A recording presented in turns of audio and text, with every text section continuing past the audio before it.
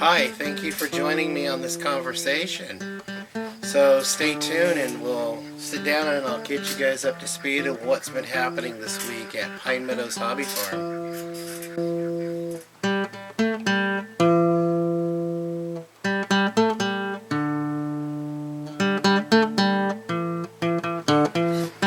Ducks in the pond just floating around doing what ducks do.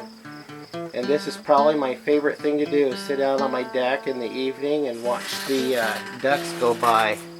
And look also at this other critter that I get to enjoy watching once in a while too. Yep, I get a herd of deer that come down and frequent the pond. So there's never a dull moment. Always something to see.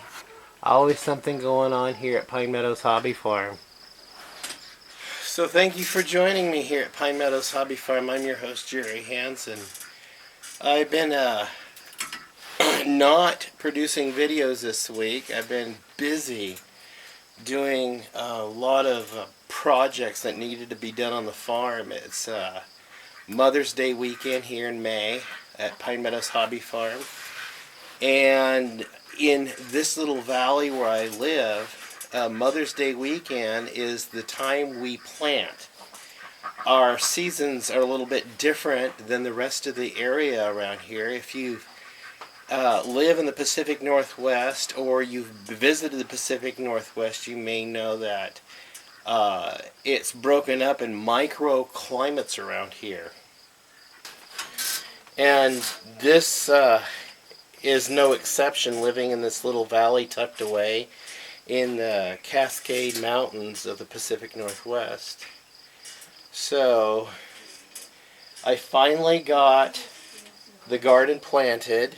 I started seeds in the brooder early to get a jump start on a lot of them. All of my herbs, tomatoes, corn, some beans and squash, got a jump start on all of them, and they're doing great. With the exception of a few of them, we had a very hot day today. Scorched a couple of the little seedlings. I should have shaded them, shame on me. But I was out doing a bee extraction with a friend of mine. We actually did two. Went to a lady's house and ended up attempting to extract them. She thought she had bees in her fireplace. Well, it was a fireplace insert. And it turned out that they had since gotten, it was a new swarm. They had fallen down the chimney and couldn't get out, so they had found a way out through her living room. And opening two windows, they were able to find their way out of the house and hopefully back to their swarm, wherever their swarm went. The second extraction we went on was this extraction. Teeny tiny little hole going into between studs underneath the window of a house. This swarm moved in about 2 days ago, so they aren't quite established. We tried a homemade concoction of bee quick, bee robber, honey robber, whatever you want to call it, and apparently it just wasn't effective enough. My buddy created this smoker pipe thing to vaporize it and blow it in through a vapor into the hole to try to coax them out. And you see my little bee trap here to funnel them out to where I can suck them up into my bee vacuum. So today's bee extraction was a total fail. Both extractions. I've gone on probably 8 extractions with only 2 successes out of the 8.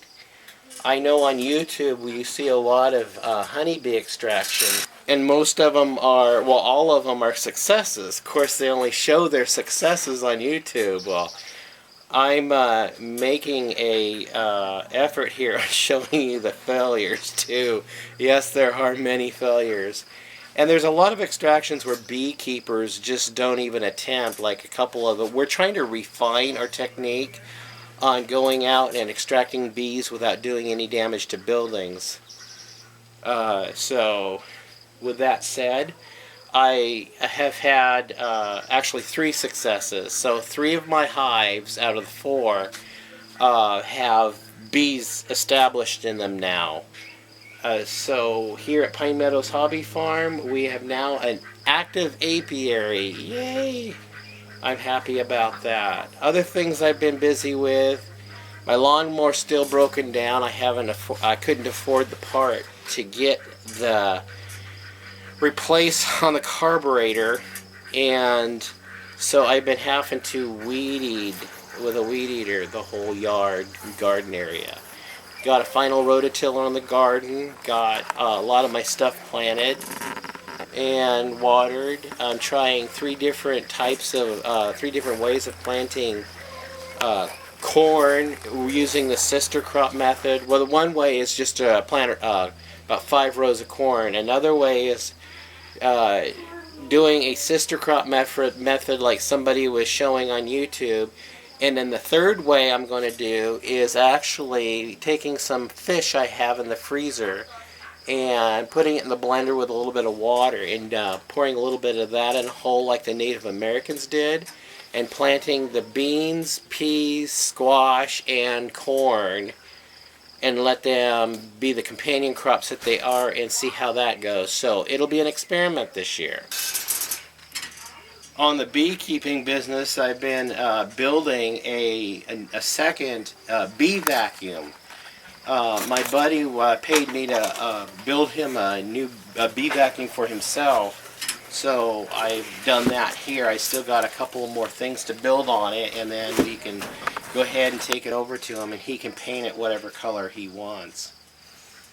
The rabbit tree is at a standstill because I don't have the funds or the material to be able to put on the flooring or sheet the outside or inside. I can frame go as far as framing the roof, and that's about it, what's left. I have all the windows and doors I need, and there's some other stuff I'll be getting. So I just take it a little bit at a time. Some friends of mine did change out the windows and doors in the house, and they brought these windows and doors over to me. And along with this, these French doors, these beautiful cherry wood glass paneled French patio doors, and I'll be able to install those on my house. I also got another set of sliding glass doors and some more windows. So I'll be building one heck of a greenhouse once I get the lumber to be able to frame that up appropriately.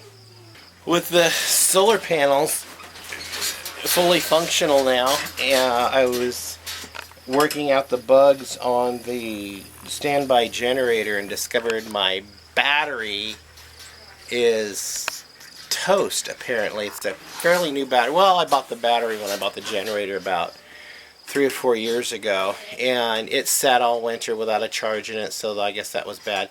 So it only gets a charge up to 10.5, and that's just not enough to turn over the crank to start the motor.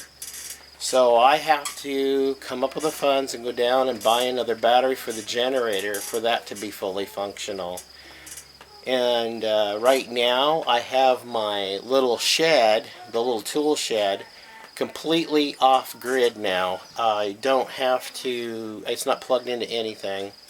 It's just running solely on the solar panels and the battery power, and then occasionally the windmill. So that's about it, what I've been doing here this week at Pine Meadows Hobby Farm. I've been staying really busy.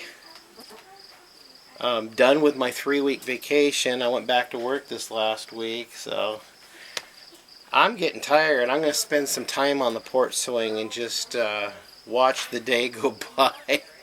Right now I got the ducks in the pond just floating around doing what ducks do.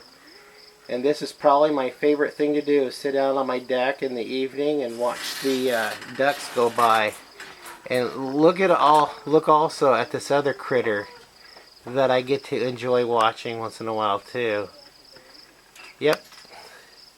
I get a herd of deer that come down and frequent the pond. So there's never a dull moment. Always something to see. Always something going on here at Pine Meadows Hobby Farm.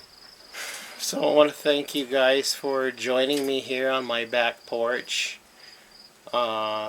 and watching the day go by with me and catching up on what I've been doing here at Pine Meadows Hobby Farm. Believe it or not, right now we're on a little bit of a fire watch also. We had a severe lightning storm that moved through here a couple of days ago. And with the heat, the way it's been, we now have a forest fire burning north of the farm here. And it looks to be probably about 6 miles away, if not closer. I think it's about 6 or 7 miles away. So we're a little concerned about that. So we'll keep an eye on it. I'm your host, Jerry Hansen, here at Pine Meadows Hobby Farm. I want to thank you guys for joining me. Please subscribe, give me a thumbs up, leave a comment, and I will see you guys on another video. Bye-bye.